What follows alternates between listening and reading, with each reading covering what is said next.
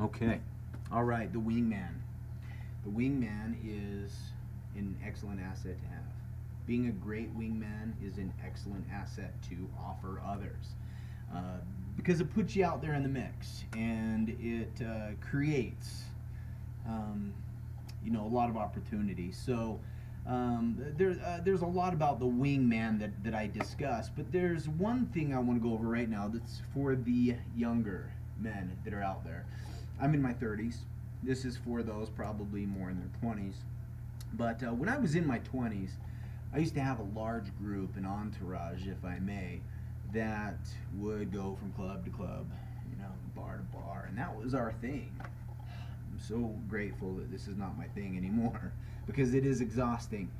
But how we did things was a little bit different from other groups or crews that you would see out there. I created a name for being someone that had a lot of ladies around us. And it wasn't a secret that I kept as to how we did what we did.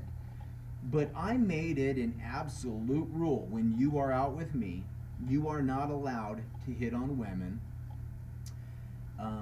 for yourself. No asking for numbers. No trying to get laid. No trying to work some girl for you. No.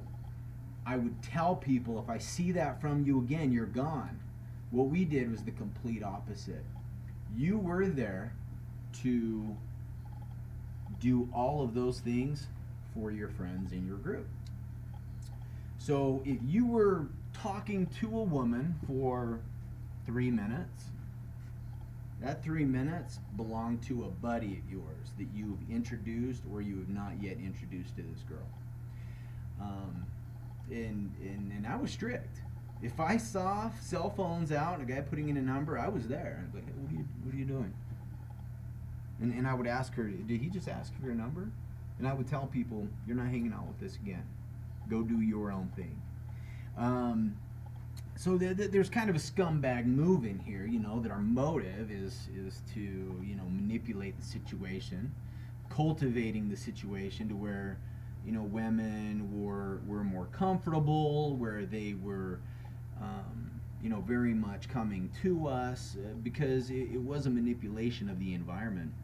So what we would do is you would go chat it up with a girl, be her buddy, make her laugh, do all this thing so that she knew you. She came to like you.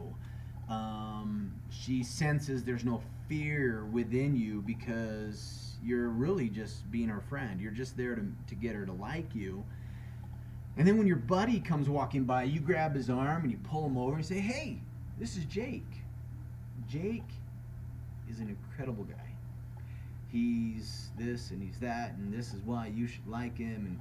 And you bring the two together, and you're the wingman, and you put it, and then you leave. And you go do this to another one. All night long, all you're doing is bringing women to your buddies. And it works. By the end of the night,